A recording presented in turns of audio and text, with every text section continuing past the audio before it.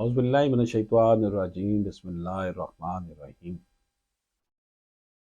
नाज़रीन इकराम, लाखों करोड़ों दरूद नबी पाक सल्लल्लाहु अलैहि वसल्लम की ज़ात मुबारक पर।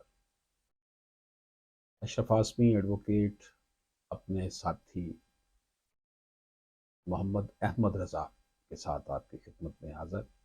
मोहम्मद अहमद रज़ा भी स्टूडेंट ऑफ लॉ हैं, मैं ख़ुद भी स्टूडेंट ऑफ लॉ। मेरा ये बेटा जो है मेरा बहुत प्यारा बेटा है और बड़ा नेक बच्चा है और मेरा बड़ा ख्याल रखता है। छुट्टी वाले दिन भी रिकॉर्डिंग करवा रहा है और इसका फ़ायदा जो है वो पूरी दुनिया को इसका फ़ायदा है। जो जो इसे देखेगा इससे इस्तेफ़ादा करे। आपसे गुजारिश है कि मेरे लिए, मेरी फैमिली के लिए, मेरे मुल्क के लिए, मेरे दोस्तों के भलाई के लिए दुआ फरमाइए।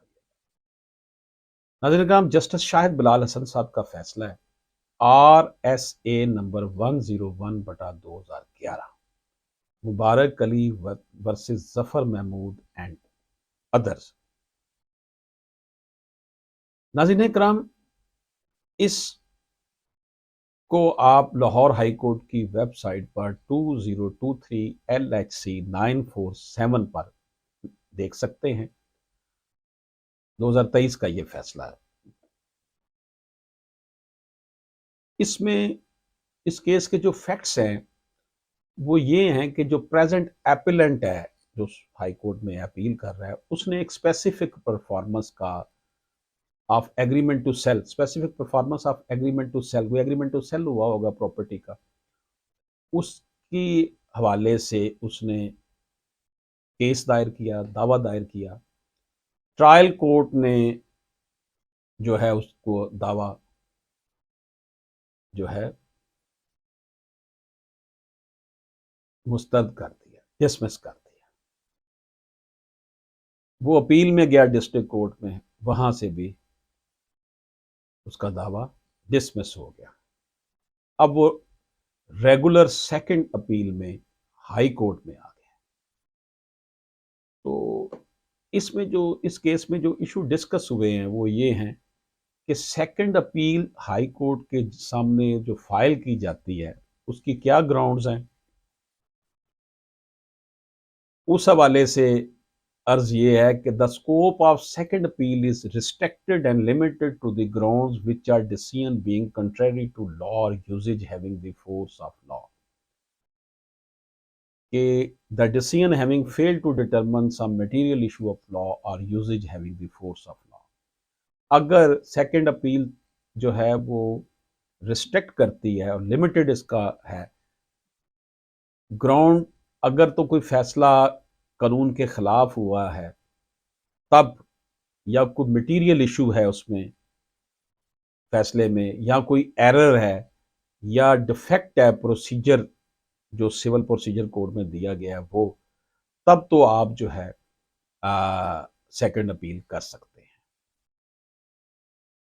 और ये था एक इशू। दूसरा इशू ये था कि whether the discretionary degree in a suit for specific performance can be denied even if it is proved by the plaintiff। देखिए, सूट पर स्पेसिफिक परफॉर्मेंस की डिग्री जो है ना वो डिस्क्रिशनरी डिग्री होती है, अदालत की मर्जी है, वो मर्जी है उसकी। तो क्या